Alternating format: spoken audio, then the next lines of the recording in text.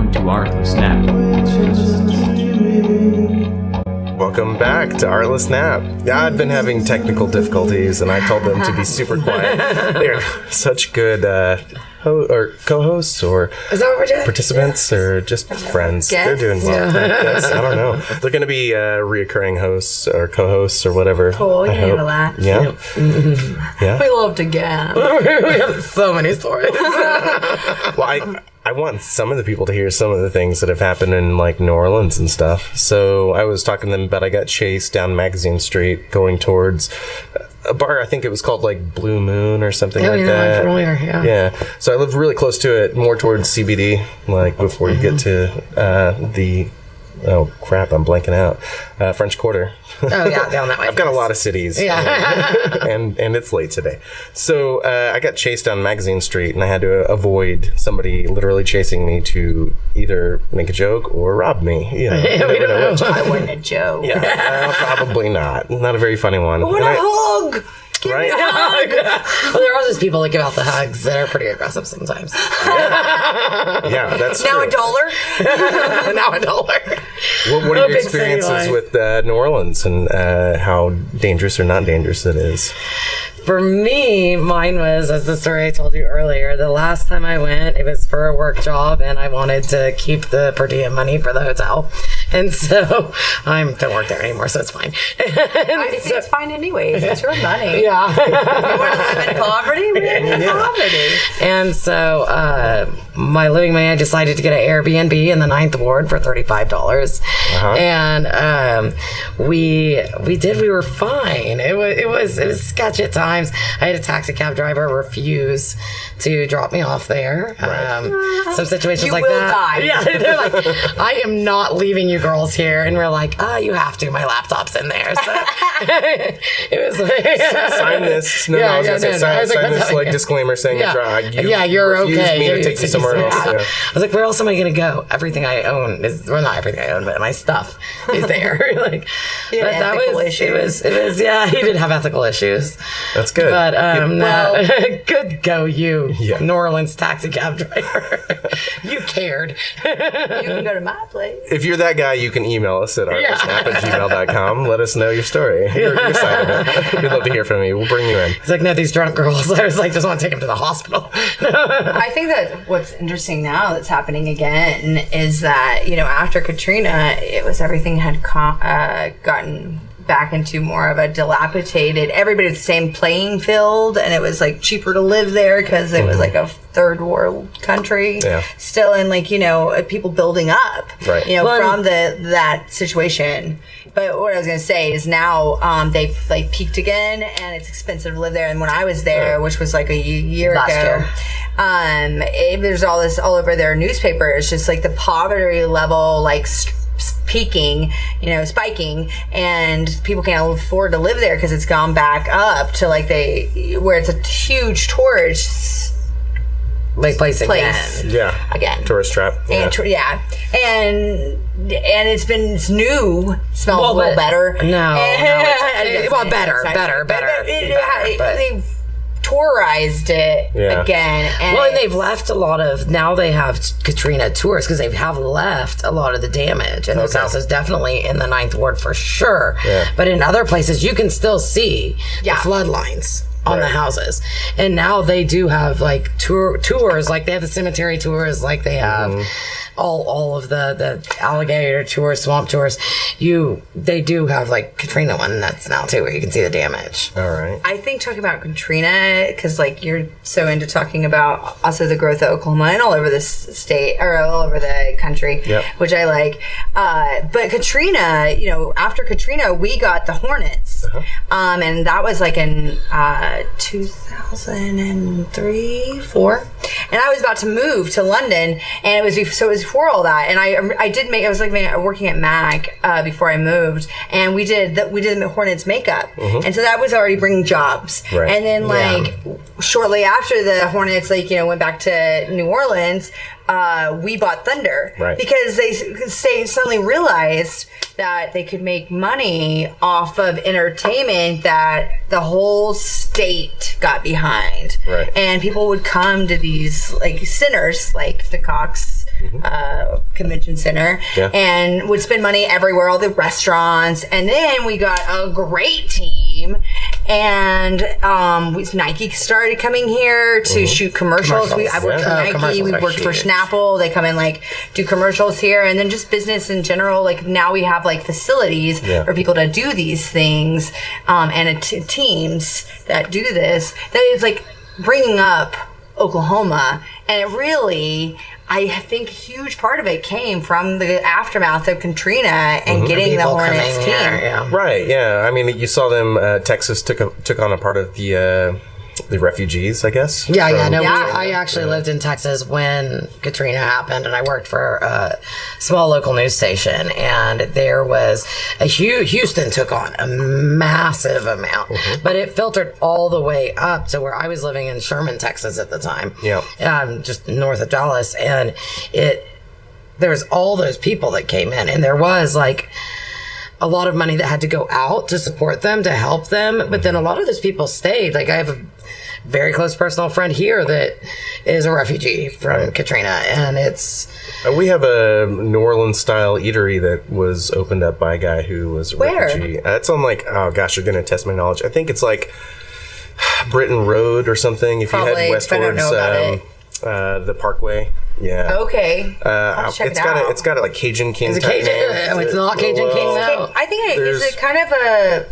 Not fast food, but it kind of has, like, get and go style. No, they have, like, buffet. It's not Cajun King? I'm not sure. I'll have to look it up. Because Cajun King's up on Britain. Yeah. Okay. Well, I'll put it in the links. We'll find out which one it is for sure. We'll find out. Sorry. No, it's perfectly fine. Give me Cajun.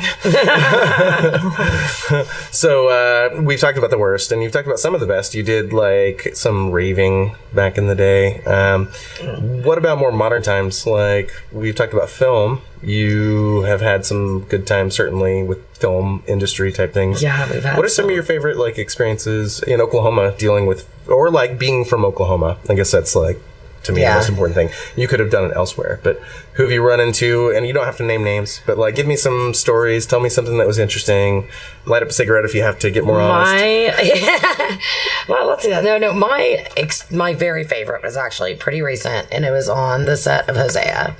And it was the hardest thing I've done. It wasn't that hard for a lot of people, but I did, and not saying that came across wrong, but either way, I did hair, makeup, and wardrobe. I switched departments. Sometimes I was the only, it was a small budget, so I was the only represented on set, and I got very close with everyone, and I was very close with the story. I hate to admit this, but I've gone into movies where I don't know completely what the story is. I don't know what each, like, person, because of whatever my role was on that film, I didn't get intimate with it. I was like, oh, I can do this.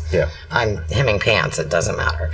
But on this film, I got, like, deep in with the producers, deep in with the director. It dealt with some subject content that was relative to my life, that was a little dark, and, like, I got really intimately involved with it. And that is, like, sometimes I'm like, I do film to pay my bills, and that one was not that. That one was so amazing and so just, like, connected. Every day when I went to work, I knew that I was a part of that process for me personally. And that's the first time I experienced that. Like, I had ones that I loved and I thought were awesome and I had so much fun, but not that deep. Like, I felt like I knew the writer's brain. He was like, I mean, we got very close, the writers and me got very close. I was just going to say that set costumer, set hair, set makeup, they are on the set where, like, keys are not always on the set. And so the set costumer, I'm going to use that one as an example, sees everything as it goes through. Sometimes I know what the whole story is. I read the script, but because I'm, like, not on set, I don't see how this is playing out constantly. You don't see the actors. Like, so, she's a set. She's a set costumer, set hair, set makeup, and on this one, which is not common, she did all three, which is really hard. But she got paid like a key. I got paid higher to do to split department, because it's a lot of responsibility. And basically, it was like, hey, if we have to leave set, then the set guru is going to be there. So that's what she did on that, just to cover bases when anybody didn't know. What those jobs entail. But that was, Yeah, that was really awesome. And so that was like my kind of pivotal. Now I've had higher paying jobs. We both worked on Imagine, which is like kind of it's a faith-based film, but it got really big, really fast. And I made great money on that. That was awesome. Like We've also turned down films. We've also turned down films. Recently turned down a film because of content. That had to do with Planned Parenthood and kind of, against it, and that was going to be a really good paycheck, and we both turned it down. Wow. Paying for that. Yeah, we're paying for that. But it was a moral issue. It was an offer. So that happens sometimes too. Yeah, because and I'm pretty fluid about my content. Like I'll push a lot. Yeah, like Imagine. I'm not a religious person, but I will get behind telling a story if I like it, and it was a good story. But if it's a bad story, it even had like a mild. It was very alternative, but it's still. But I was into the story and I was into telling it. But there are those moments where this, especially in Oklahoma, that's a thing. And if your beliefs are that strong against someone else's, you have to say no, and there's not a dollar amount you can put on it. And that's the hard part of being an artist. Like I wish I could be like a lawyer and be like, not all lawyers take all detach emotion. Yeah, detach emotion. And I've been told I'm working on learning how to do that, but well, it's not. You'll make more money for sure. Yeah, I know. I'm like, I don't like your content. I'm gonna go back to the country. Yeah. Are those your favorite times? So your favorite times, like in the industry, doing things? No, I guess I've had some really great times with film. I didn't mean to get into it when I first got into it, but it's been an adventure. I like being able to go into something for a couple months and then get out of it. Yeah. That is the best thing. And then get out of it. Like I've said, I've traveled a lot of recent years because of this job. It's been able to allow me some really amazing trips I've gone on. But I think right now, one of my favorite things that I'm doing that I'm doing with the people in Ginger House is a company that me and my business partner Geneva own, Geneva Gear, and her background is in theater, and she was in costume when I first came back to Oklahoma as in a film, and we kind of joined forces. But I still always have this like strong fashion background, and over the course of my travels in the last 15 years, I've collected clothes like a hoarder. So you can ask anybody. Yeah, it's a sickness that takes up a giant they're so big. And no one knows how heavy clothes are. Whole house. Nobody understands how heavy clothes are. No, it's awful. So will you help? But anyways, what I'm into right now is like kind of selling all that and starting to sell clothes, and that's been fun. Right, we'll give you a plug, sponsorship thing. If you'll next time you come in and every time you come in, if you'll just pick something that'll fit me and I'll wear it and I'll put it. I love that. We'll all wear costumes. So bring you something. You can just get really dressed up. Yeah. I like it every time. And I'll bring your guest stuff. I'm like, look, isn't this cute? Yeah. We can at least make them laugh if we can. We have all kinds of things. You don't even know. But so they're just like kind of getting that. And I think what it is I also am really afraid of it because I don't know why, honestly. There's a fear involved with it, which is exciting. You like kind of want to get behind yourself kind of out there. Scare you, and like it seems like a new kind of venture that's and so that's new for me. And even though I've always had these clothes, and I've sold clothes, for people, and I make clothes, and all this, it's still like just getting myself out there, or just getting a brand out there, and it's and trying to get. I mean, we have great stuff. That it could be awesome, but I'm super scared of it. All right, so you're scared of the branding, but more like what? Like doing the headers, the images on top, and like. I think it's just getting like I've been paid to do all that. I've been paid to do that. I worked for a company where I managed their whole like website and like their like building of like selling their stuff online, and also I like managed like parties and stuff like in California for like brand. That's one of my degrees. Yeah.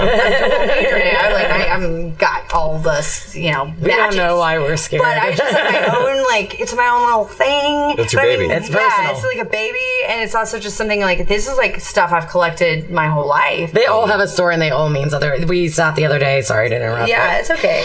We sat the other day and went through each piece, and she's like, I got this. She knows story every behind piece. There is everyone. every single piece. You can bring So it's them like a personal. pet. It's personal. Every piece is personal. I mean, this might increase the worth of the purchase if you put in a little placard that talks about, where this you was got it. bought This. during- I got this, I think, in St. Louis with a cha-cha dress that was like an orange, like tool. Yeah. Thing when it has the big wires that makes it spin. And I kept that. I think I still have that, actually. She has a warehouse. Yeah, Like, and it's real. everything, and I have so much, and I haven't even worn all of it, but there's a story behind all of it, and I want to add that into the selling, the kind of like, the labeling of the All right, piece. here's a business idea for you. So you... Oh my god, I get a business idea. How exciting. You She's like, hold on, tell me more. Here she goes. Is there a notebook? well, you'll listen to the podcast later. So All right. I know. Not mine. I'll listen to all your other ones. So you take the website that you're building the brand for, right? And it has its own server. There's the Instagram, there's the Facebook, there's all of that. But on the server, on your URL, like historyclothing.com or whatever. I'm sorry if that's taken, but you have a little label that has a number or something, some login ID or something. So you can log in the clothing, or you can snap and do the little, what's the little... Oh, the Barcode codes. thing. Yeah, it's not a bar anymore. So It's like a cube. I don't know what Yeah. it's called. You have a label for those for all of your clothes. So you log into the website and you can update where it's been. It's like traveling pants like idea. traveling Fun. pants. Yeah, That so is you put fun. an origin Fun. story and you give... Well, because ideally, we're calling it Shorthorn Trading Co. And it basically comes from the concept of my grandparents who had like a trading company up towards, in Medicine Park. And all the Native Americans come in there and trade their stuff, and they would like move for a percentage. Yeah. And I think like it'd be good to we have a group of people that are kind of coming in. I have a huge stock, but I have a lot of buyers. Yeah. And that will come in and be more or less guest reps. Yeah, like a boutique, like a online boutique that has rotating, like the little sellers, like specialists. Like, yeah. to go in and And I think that's true because like Kerry was just in New Mexico working for Better Call Saul. Go Call. This is Kerry Myers? Yes. Okay. Yeah. Go Call Saul, and she was down there and shopped her ass off. Yeah, she got so much stuff. Yeah, and we want to also do eventually get into interior objects and whatnot. That's not necessarily my specialty, but she's into art as well, art department, and so she has to buy for the art department, Yeah, which makes this set, so it has these chairs and all stuff like that. So everything has a story, and why it came into our hands has its own story, Right. and so forth. And it'd be cool. That's a great idea because then you could write in your story. Right. Well, and I think it's important also because also there's a pair of those Docs you gave me that you got in London. Yeah. They have, she has these Doc Martens that she got when she was in London that she gifted to me. And when I wear them, I think about where they've been. Mm-hmm. And for me, I think there's other people that care too. It's interesting. And it's someone's like, oh my gosh, I love that shirt. And you're like, oh, well, I got it from this boutique. This girl got it from here, blah, blah, blah, or whatever. Yeah. So maybe that's... The only stories I have like that are I dated somebody and they stole my sweater, my hoodie. And they're like, t-shirt. I dated this guy and I stole his t-shirt. One time I had a party and it just got left over. Yeah. It's kept me warm. Then you're going to have guys trolling those pages. See, this is traffic, though. If you feed ads to them, they're going to be looking for their stolen, Where's my hoodie.com is the whole other one. Just pockets and where's my hoodie.com. Yeah, totally. We have all the brilliant. We have a lot of ideas. We're idea people. We need someone to pay us for our forensic ideas. files and have cocktails and come up with ideas, and then get in the pool and have forensic files again. See, now we're learning. Shrimp. Now we're learning how people relax in Oklahoma City. I relax that way everywhere. Murder porn. Yeah, that's not exclusive. Murder porn and ideas. Oh, yeah. I'm like, what did that guy do again? Rewind. Oh, because we were talking about making a company that puts pockets in people's clothes that don't have them. Because they don't put pockets in women's clothes. Yeah, they don't put pockets in women's clothes. So what I wanted to do is like, this just is probably add an pockets. idea. Right. Is like even go to festivals because those girls, they don't know where to put their stuff in their little clothes. Yeah. And so I'll just make a slit in the seam and add a pocket. Well, you can open that up to men's because a lot of the fancier ones have things sewn up. Well, yeah, no, they do. Well, you can. They're just two tacks actually. It's just there for you just pull it. Oh yeah. See, I'm too lazy. I'm knowledgeable. You can make a fortune off of guys. Yeah, oh no, I can make a fortune off all men in their clothes. Fix that problem. No, they're just two tacks. It's so whenever they're selling them, people don't put crap in them. Good. We'll put a link on how to do that for you gentlemen. Or like me. Take your pocket knife and slip it through. It's On women, they like to give it like a half inch where you think it's a think pocket. it's a pocket. It's just a seam. Your fingers stop right at the like mid nail. Yep. You're like, that's not real. Pockets don't thin the body, apparently. Yeah, like you need somewhere to put your phone. Yeah. Are we still going for that? The heroin chic, is that still the thing? It changes constantly. Yeah. I mean, I don't think anybody really wants to like add girth to themselves, but I mean, no, I think our silhouette is changing rapidly, faster than it used to, honestly, because of how fashion is so, it's online and it's so accessible, and it's not just coming from you're not just looking at a magazine every time you open your phone. Okay, so this comes to my point, another business idea. So you said people aren't trying to I'm going to be a millionaire. Except for podcasting all this, and people move quicker than us. Oh, and, true. I have forensic files backed up that I have not seen yet. This is going to have to wait. So okay, what is it? You said that people don't want to add girth to themselves. You think that people don't want to add girth to themselves. Now I'm here to suggest we've heard a whole lot. I mean, that's really, maybe I don't mean that so strictly. Well, no, I'm going to go ahead and monetize some segment where that's untrue. Like, we're going to get these tiny markets and grow them. You get your initial capital and you expand to other products. But the first one for this company will be the dad bod, the fake dad bod, the artificial dad bod. Because that's big. That's big right now. We make fake bods all the time. All the time. Oh, yeah. Pregnancy bellies. That's a whole market. Well, you already have the molds, and we can start this business like right away. Yeah, because it's like it falls under like prosthetic. In film, the way it works is if it's seen, like if it's on the face, makeup artist does it. But if it's prosthetic under the garment, wardrobe handles it. And so if it's we've had pregnancy, unless it's special effects. Oh yeah, unless it's special effects. Well. Yeah, it's pretty close. Yeah, but we're not going to put on an extra chin. No, but that's not covered by clothing. That's what I'm saying. That's not covered by clothing. If the garment goes over it. The garment goes over it. Mm-hmm. Either way, I don't know. But yeah. Yes, we could do fake dad bod. Thoughts on dad bod?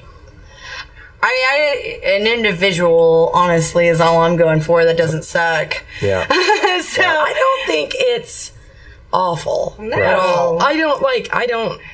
I would never be into a super buff guy. I don't think so. I think that maybe there's that, but it is definitely a personality thing. Right. I have met people of all different personalities that just didn't matter at the end of the day. And I don't not saying that to be I don't see. No, I get it. But there's someone I'm I click with you. Okay, I don't even care if you got a dad bod or a six pack. Yeah. I don't care if you whatever. I don't care what hangs between your legs. Yeah, I don't care what's between your legs. I don't care at all because I'm I've been in long-term relationships, both women and men, for the last 20 years of my life. I mean, I think that's something, if you want to get on something else political, is it shouldn't be political, number one. Yeah, it shouldn't.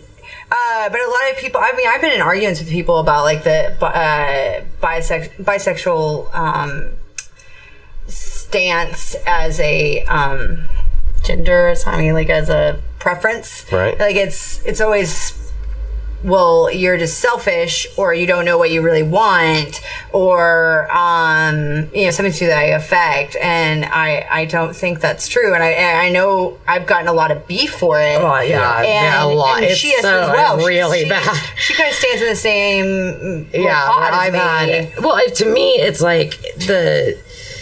my analogy would be is like if someone's like, I only date brunettes or only date blondes, it's that unimportant to me. Right. It's that unimportant. Like it's their gender is that unimportant. Absolutely. I don't care what color hair you have.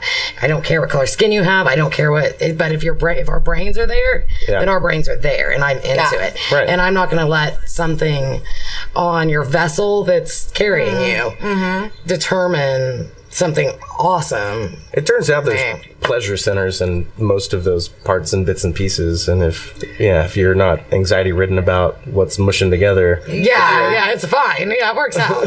Right. Absolutely. But that's about, like, everyone has their own choice. I have no judgment whatsoever towards people that only like, you can say, I only like a blonde, tan, buff man. Good for you. Yeah. There's somebody there. There's somebody for you. Yeah. But like, well, and not to put a finer point on sexual attraction based on physicality, but you talked a bit about sapiosexuals, I think, like being attracted to intelligence or like the mind or something. So what is it? What for you? Like, what's the light bulb? What turns on the whole? Is it like old indie flicks? You talked about 4 Rooms, like knowledge like that.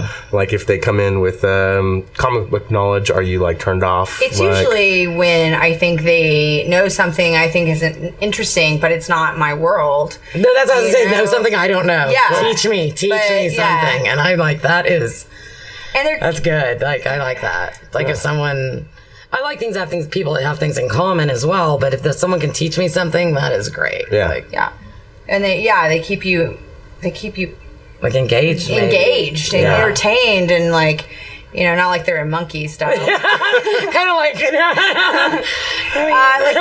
hold on, my boyfriend is a guitarist. Well, he's a musician, period. He plays it. He does everything. And one time he came out to my house without his guitar. And I was like, why do you think you're here? I mean, it's a joke, but I mean, like, seriously, why do you think you're here?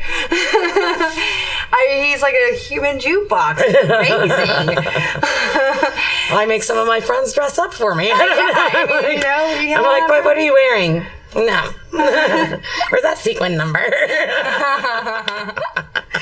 Yeah, and honestly, I think that's how it is with with Rachel. Like, she's one of her very best friends. With my friend Tony, who's the makeup artist out of that we both have worked for. She is Tony Marlowe House. Yeah. And she's different than us. And my best friend Geneva, who is different than us. I surround myself with people who me and Rachel are more similar, but at the same time, she's her whole life has been such a story that I want to know about it. And there's so much she can teach me, and hopefully vice versa, that we definitely maintain this like really strong connection and build work and art together. Yeah. And so, would you classify yourself as a super friendly person? Do you have 1 million friends? Are you a protective? We talked about the shell. Do you have just 2, 3? I know you know a lot of people. Yeah, that's right. Like close friends. Close friends for me at least. I have, and I used to be way more social. That's like the older I get, the more that slows down, and I don't know, I get tighter and tighter. But I have a very, very close group of friends I talk to almost every day. Yeah. Like I have and they're amazing. Each one of them, I've done a great job. Right. Every single one of them is the most phenomenal person. They're like talented and smart and creative and everything. Inspiring, completely inspiring. Even if we fight, even if it's whatever, they inspire me. Yeah. And that maybe that's the quality. Yeah, I think it's something that makes you keep going and something like But then I do know a lot of people, and I used to like going out and meeting. I go through phases where I want to meet a whole new group. I'm like, I love this. I just want to do this. And then other times I close up and I'm alone in my room. Hold up. Yeah. Yeah. I'm the same way. I feel like if you put yourself out there all the time, then sometimes you have to suck it back into recharge. Use a charger battery. Input and output constantly, and depending I think I went a pretty strong. We were talking about this recently. Pretty strong, 5-year output where I just kind of gave out the whole time. And when I was in California, I worked for a company, and I was basically the person that walked around and connected the whole party for young Hollywood. And so we were running out of this like boutique, and we'd throw these parties, and my job was to walk around and connect all these people. And so I'm a great talker, but like at the same time, like it all falls apart if I'm like just not there. And I think that that's hard that to just like happens. And I have to shut down and start inputting, or inputting, instead of just outputting. Yeah. And when you're out there, you can also like pull in other people's idea, and that's happening. But there's still a constant level of like giving, and so just like charging your phone, just plug it in. So we're talking a little bit about mental health without actually having gone into that as a segue. What happens when you don't take care of yourself? It gets I'll actually be kind of honest about that right now, because it gets gnarly for me. Oh yeah, we've been talking about we lot have mental right health now, issues. yeah. We have mental health issues. We have them. It's bad. That's why Sorry. we're artists. That's an artist choice. It's a character choice for us right now. I have a good family. I'm not on the streets. I'm lucky. Family's everything. It's one type or the other. Yeah. Sometimes your family. Yeah, it's our friends, and Yeah, exactly. A strong unit. Right. I mean, that is everything in helping through those times of mental health, like lack of mental health. I've had a real, like I told you out there, I broke my leg last year. I've lost my mobility. My mobility is everything to me. I can't work. I can't do anything. I lost everything. And my friends even though I had shut down, continually showed up. They showed up. They got me to my doctor's appointments. They brought me food. They gave me baths. My friends had to give me baths, but they came up and they showed up. And that helps getting through. Like, even if I shut down and I was there, and I wasn't a fun friend to have at that point in time. But she's been there for other people at the same level, and it was kind of a pay it forward situation that she had to go through, and it's hard. It was hard. I don't like help. No, I mean, not, like, of us don't. Right. We don't ever be the person at the bottom or at the at a bad spot. And it's funny because I have like a regular cycle that I bout with different feelings, but that was just different. It was just like not only my mental health, my physical health. Right. And so it was crazy, but you just have to, it's friends and family and asking for help and reaching out, and just, if you can't be alone, saying this isn't the day. I've got to call in that. There's definitely a shutdown system that happens, especially when you output so much, you literally can't see yourself anymore, or you can't feel your ground.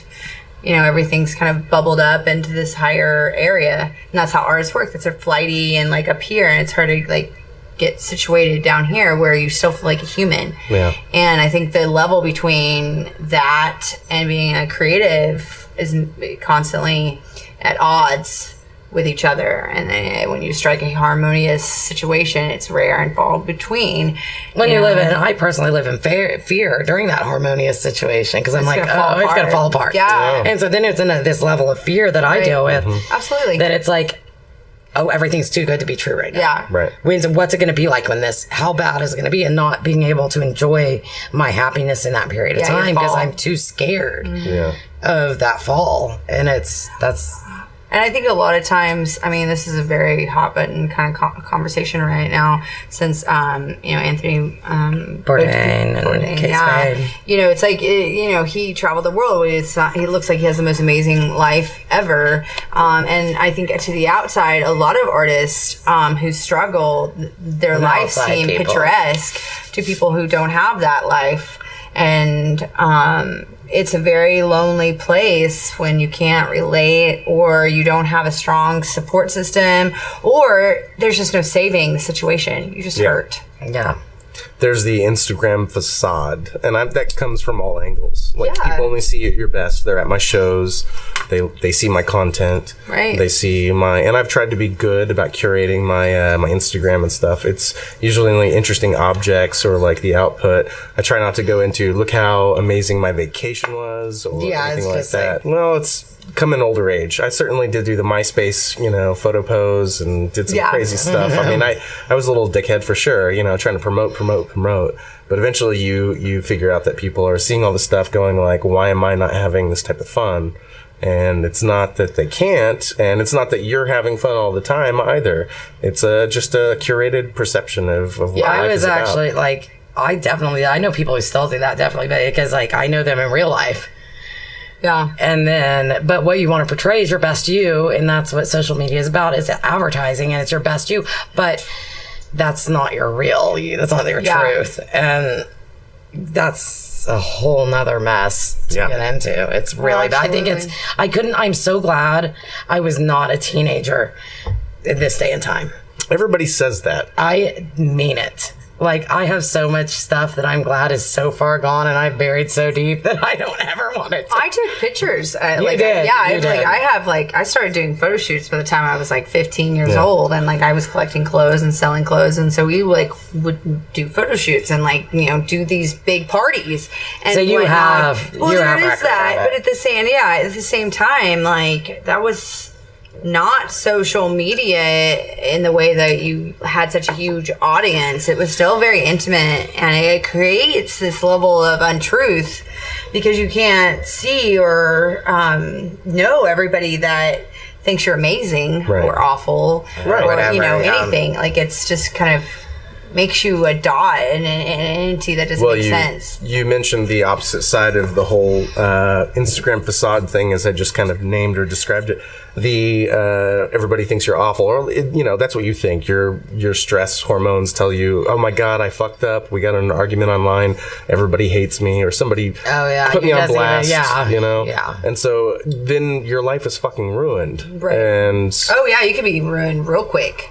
But can you restart? And like, it's almost like witness protection. You just delete your stuff and restart. Yeah.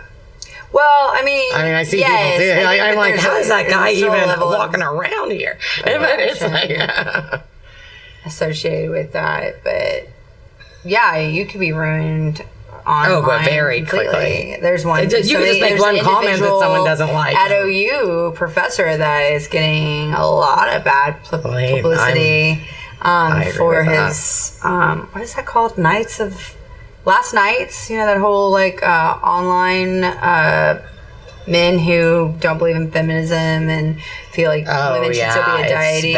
It's bad. The incel stuff, it's the blue pill, red pill. It's called Knights of something. It's called Knights of something, and it's like First Knights or something. Subsect of all of this anti-feminism kind of. And like they're like want the Handmaid's Tale to be real. He's a professor. Well, he was a chemistry professor, but he donated all the money to OU for He's been in film a lot. He donated money. He's like donating money. He was a teacher of Genevieve. Was he? I thought he did chemistry. He was a film teacher, and he's at OU, and people are calling for action for him to get fired. Okay, he's fired now. He doesn't. I was going to say, I don't doubt it. He doesn't work there anymore. I haven't really followed it. We were going to get it. He did a sci-fi movie, like short, like 30-minute short, where he got all these people involved in and kind of gave their time for, you know, cheaper pay for what it was about, and he presented it as this like woman warrior style kind of sci-fi steampunky kind of thing, and like, you know, that in California that's one of our lines was a steampunk thing that we went to Mocha with. And so I had all this stuff. And I was telling Genevieve, like, I was like, well, I need to go for that. And she was like, fuck no. He's like the worst person ever. And then flash forward like 3 years. I think it's been about 3 years since it was made. All these girls came out. And they find all these posts that he's basically put on this site that this is what the film's really about. Yeah. And people that got roped into the film are very, very upset. And there's a lot of people who are upset.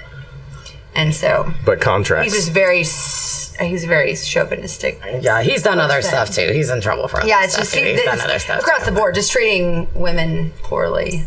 Okay, so let me go into this. You talked about you have had experiences from multiple sexes, and in Oklahoma, that's for anybody listening who doesn't know, that's a very uncomfortable thing in Oklahoma for the reason that there's hyper-religious people here still. Yeah. It's pretty much just like cultural at this point. They can't refer back to texts that tell you why they should not allow gay people to make gay wedding cakes and stuff.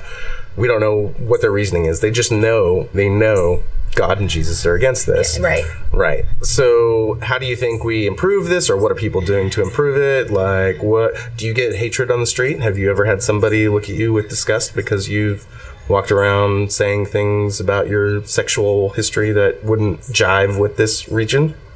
I did one time get kind of accosted by a lesbian girl, but about like not like choosing between men and women, and that was kind of a negative experience. But like honestly, when I was living here with Chris, that's my ex-wife, and we were together for 10 years.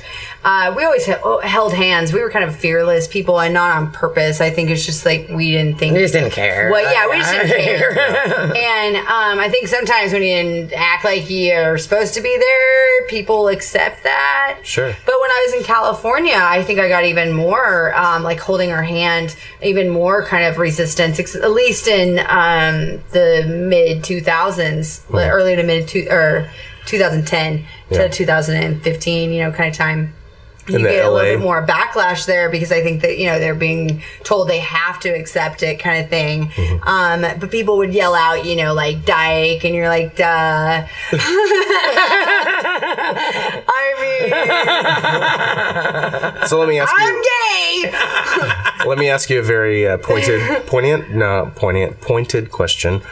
Do you get offended? Do you get disgusted when you see all of that gay, biblical, conservative type of affection in public? Do you want them to stop? Do you want them to stop being biblically affectionate? Like, they sit there and dress up like somebody after church and hold a Bible and barely peck. Do you want them to just stop? They want that for you. I don't care. I don't like hate. I know. I see the look in your eye. You're just kind of looking at me like, that doesn't why does that matter? Right. Yeah. So I do not have enough time for this. What do you think? What do you think that they see? What is so revulsive? Do you think it's just because it didn't used to happen and they hadn't seen it that they? I think they were like, I don't know. I think some people were told it it was like driven into their heads that it was wrong, and like it was driven into my head that murder is wrong, and I kind of like correlated with spankings and going to your room and just like you're not okay with this household if you talk about that or view that in a way different than ours. I feel so fortunate that I don't know anyone like that personally. Wow. That's good. I've done it. I don't really know anyone like that. I know a couple. I mean, I don't know where it came from. I'm like, I think that I'm sorry for them. I think that I don't. I hope there's like a slow but real upswing towards people being more about the Christianity of like the religion being love, and that's where their emotions or feelings should come from, is from a space of love. Right. And I hope that's in an upswing. We have a lot of alternative churches now. Some of them are I don't think like religion and sexuality should be like connected, completely connected. I mean, in Western, there can be a lot of arguments, but I think that like the main thing is, and I'm not religious, but I come from Oklahoma, and a lot of my family and a lot of people that I do love are religious in that way, and I feel like all of them coming from a place of love, that's how they can love me, and they can like be, they can coexist with other people in a more harmonious way, other than like, want to like burn their house down. I don't know. I just like, there are things that I try to always put myself in a stance of everyone has their own personal morals. Mm-hmm. I get it. Right. I get it. I have personal morals that are different than other people that they don't agree with, and I am strong in them, and I don't agree with them. Right. But we still all have to be on this planet. Mm-hmm. And I choose personally, like I said, I don't know people like that. I have chosen to create my world in my space in a place without hate, and that has been my personal choice. If they want to hate people, I don't want that to happen. Right. But like, just stay out of my world then. And that's not a popular view. It's not. It's going out for a change. It's going out to change people, and going out to stand up for yourself is like a really, that's more like stand up person, an activist, or like an activist. And I'm not an activist. Okay, I will stand up. Yeah. Is that a dirty word today? No, an activist is a good word to me. well, I think that I think not being an activist is definitely worse. I think that you can put a lot of power just behind words in general, and it's just like feminism, being a dirty word, not being a dirty word. I've been in arguments with people where like, well, it came from a certain a certain movement that had mainly to do with females, and now we have this like larger like idea that it has to do with just like everybody, just equality. Right. And I'm like, well, that just sounds like kind of like equality. Yeah, let's just do I equality. can be all over equality, Yeah. I mean, I'm feminist too, but I mean, like, seriously, like we give all these powers to these words, and it's just like equality is what we really are all striving for, or at least all these, liberal activists. Yeah. Is like this like sense of equality, and like whether or not it's for animals, but it creates a segregation when you have different. You did what I'm worried about. You generalized, and it's liberal activists, but we now have conservative activists. Oh, no, I agree, but I was just saying, like in general, like this, like any sort of activist, I guess you're right. Because we didn't have conservative activists for a long time. We do now. You're right. Conservative people are going for, not all liberal people are going for equality. They might not know they're going for against equality, but they truly are.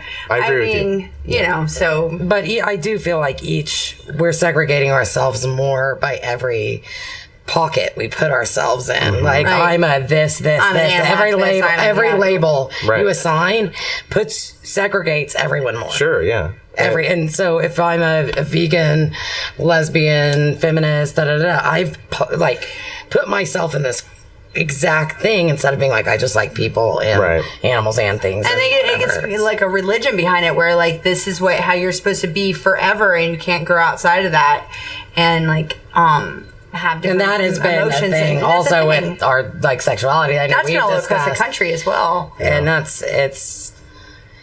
because I've been with a woman now for X amount of years and I date a guy, then all my friends that were my friends there, like, what? Like, and it's not everyone, but I know we've both had exact experiences like that. Right. And it's like, what in the world? Why does it matter what I do behind closed doors? Or what? I mean, I don't know. Yeah. That's just we're just opening all the cans of worms. We are. We will take a break after all that, and we will be back. Thank you. This is Artless Nap. Yes, the dragon displayed the name. They know Welcome to Artless Nap. Don't touch me anymore. Always touching you. I know. Welcome back. Sorry. So, this is the end. The night. It's like it's 1:45. The bars lie. They're like it's 1:45. It's not. It's 1:35. It's 1:30. 15 minutes set ahead. But it's time to get the fuck out, right? You can't read your watch, so you don't really know. But no. They have to clean up, and I'm sure. Yeah, exactly. Yeah, and so that's where we're at. I want to know the light things, like if we're all picking each other up in a bar right now and we have things to brag about. Do you have a cat that fetches? Do you have experience with something? Can you make balloon animals? Did something hilarious happen to you? I'm so bad at that. I don't pick people up. All right, well, you're going to go. You're going to go to the HiLo. Yes, I am going to go to the HiLo. And there I've seen many hilarious turns into tragedy sometimes when somebody ends up having a baby, a HiLo baby. I know of a couple HiLo babies. I'm sorry. Love you all. I thought you had dark stories. No, light stories. There's a HiLo baby? There's couples that meet at the HiLo and have babies. Oh, yeah. It's like a film baby. Oh, we know some of those. Okay. Mm-hmm. The HiLo used to be next to Sidecar and something else. There was Drunken Fry. Mm-hmm. And then before that's not there anymore? Sidecar, no. Sidecar's not. HiLo and Drunken Fry are still there. Yeah. There was that whole, they're going to sell it. And that didn't happen. They worked it out. So they're keeping the HiLo. So glad to hear we that. saved the HiLo. Yeah. Through protests and activism, we saved the HiLo. One of the only protests where you just have everybody has like punk hair and colored and shaved this and that. I got your drink. I've never had a pineapple. So this sounds a lot like the HiLo. This is exactly what it sounds like. Those are the strongest drinks I've ever had in my life. Yes. I've never found a stronger drink. Well, you don't even have to have a story then at the HiLo. You can just pick someone up. You're like, hey. We're at the HiLo. The first time I ever went there, I got kicked out of a show, and so I went there. I think I was about 19. No, I was old enough. So 21. Probably just 21. She went to HiLo before she was of age, I'm sure. According to your ID. And I remember waking up in my bed, and apparently I had parked on the lawn, left my door open, and so that was a good first HiLo. That was a long time ago. Mm-hmm. I can handle all that booze now. Get that door shut, mostly in the driveway. I'll give you a story. I've been to the HiLo a lot. I'll give you two stories. First one is very simple, and you guys have heard it before a million times. I go to the HiLo, and I'm talking to a friend. We met there to talk about business, blah, blah, blah, art stuff. And she has a guy there who knows everybody at the HiLo. Oh, so yeah. there's this older punk rockabilly guy that everybody knows in this city. And he starts barreling up to me because he thinks I'm hitting on her. So, of course, you're going to the HiLo to fuck, right? And that's the idea. There's cocaine in the bathroom. There's jukebox. There's I don't strong go there drinks. for that. I'm a responsible adult. Well, when you're a drunk ass old rockabilly who I know who you're talking about. Yeah. And so he threatens to kick my ass, and I keep ignoring him, and she's uncomfortable, and he keeps telling me like to fight. So I'm like, well, we'll fight outside. And so he goes outside, and I just like let him stay outside. I'm like, just hope God he doesn't come back. Maybe he's too sick. Maybe he'll throw up. No, I mean, after he waits a good 15, 20 minutes, so we have some good conversation. And he comes back in. He's like, what the fuck, man? You know, like, let's go outside. I told you, let's go. You said you'd come outside. I'm like, all right, dude. So I come outside, and I'm like scared shitless because I think I'm about to just get my ass whipped in front of HiLo. So I stand there, and I guess because it dawned on him, maybe he's sobering up or something, he walks across the street. Because he's like, I'm not going to do it on HiLo. Well, you just started the fight. Man. Yeah. And so he walks across the street, and he's like, I'm not going to fight you unless you cross the street. And I'm like, I'm not fucking following you around. And that was the end of that. Like, their friends all came outside, got disappointed. Everybody went back in. And so, let's see, what was the second one? HiLo. Oh, no. Oh, yeah, I remember. So, every HiLo's throw. I know, it's in that part of the brain where it's kind of frozen by booze. It's lukewarm because of embarrassment. Embarrassment keeps it alive a little bit at the time. So when I'm in the shower and I'm feeling like the arguments that I should have had with people or going back over the times where I'm embarrassed, one of them is that, and I'm not a threesome type guy or whatever, but I have some friends who are definitely swingers, and I get the vibe that they were wanting to like hang out for the day to see what's going on. Now, I love these people, and we constantly hang out, but I wasn't sure if I was being invited out to go to the gun range or to like, the gun range. Yeah. And so we do that, and I love these people immensely with every bit of my heart, but like, and this all falls on me. They did nothing wrong. So we go out to this gun range and we shoot and we have a great time. I mean, thrilling. And then we go to the HiLo. And I start chugging drinks. Not really chugging. I think I had two. Well, that's chugging. That is chugging. That's a lot of alcohol. Yeah, that is a lot. And I ended up throwing up on the grass outside of it and being put in the back of their car and driven home. And there was definitely were a sexy third. I was the little woo girl.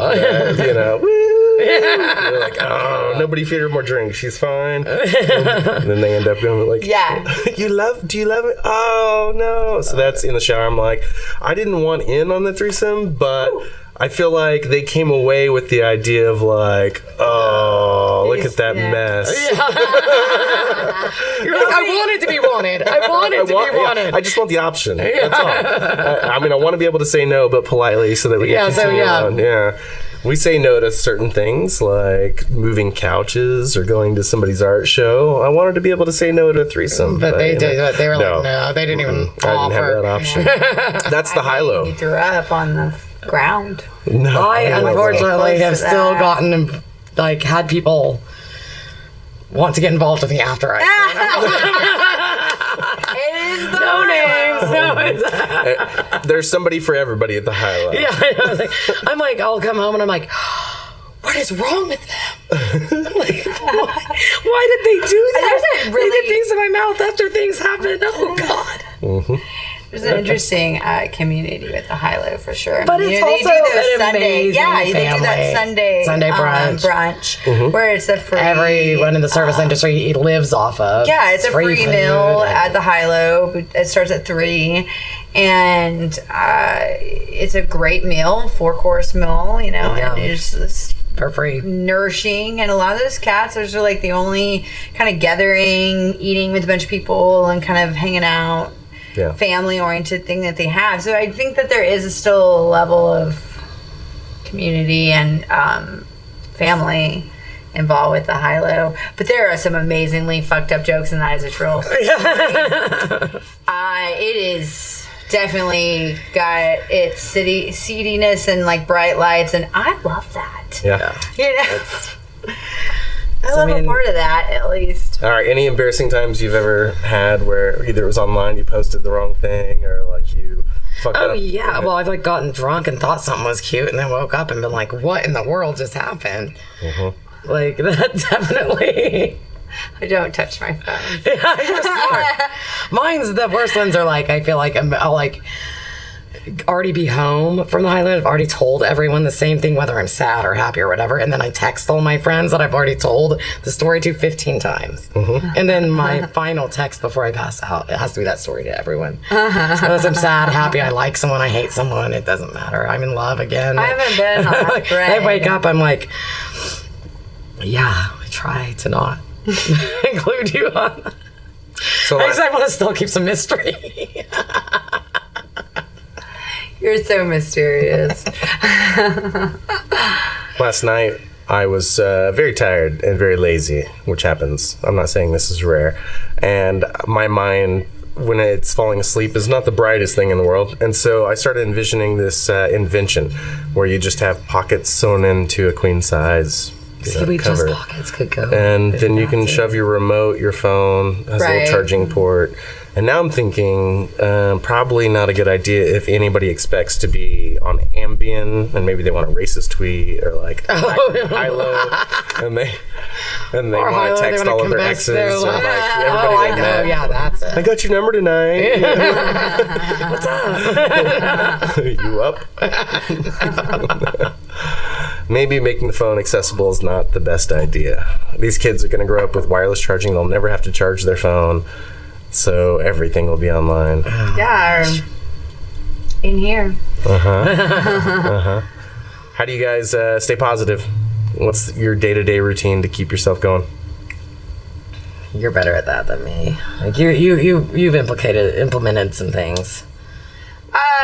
Okay. Just like I was gonna make a joke. Okay, make it. You want my true story? No, I think for me personally is that I don't, because I'm a freelancer. Rachel is too.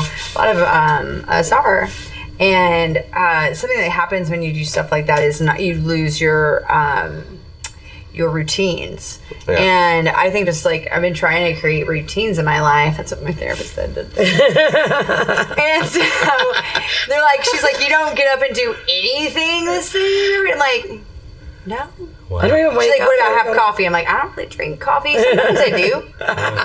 She's like, well, what about, take a shower? I'm like, sometimes.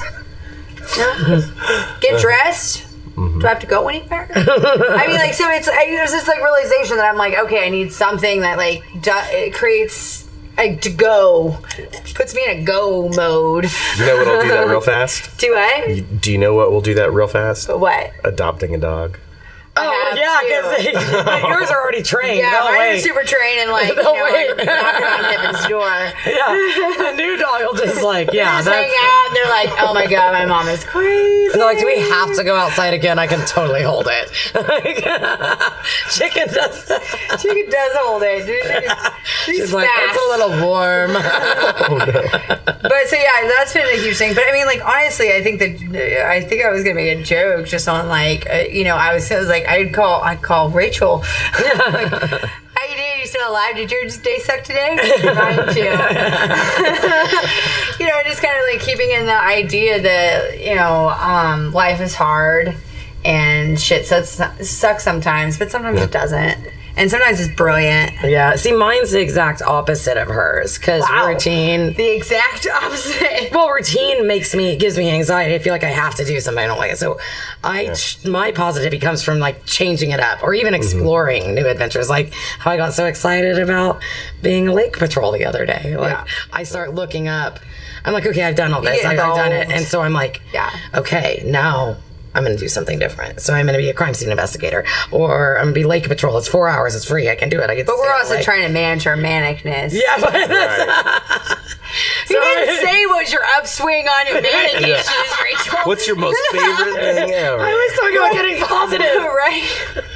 He's not talking. I'm super manic. I think I can take over the world, and that's the best. That's how I stay positive. I'm like, woo!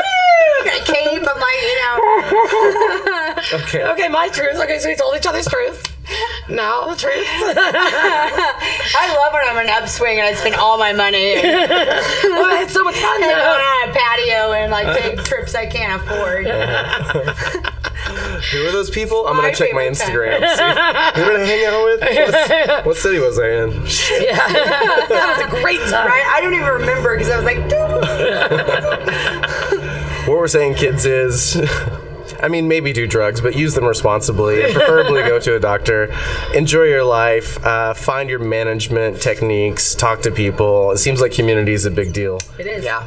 And there are people around. If Oklahoma City can turn into something this fun, and it's fun, then you can too, wherever you're listening. So this is Artless Nap. This is Rachel. And this is Jack. You guys have a good night. Night. Night.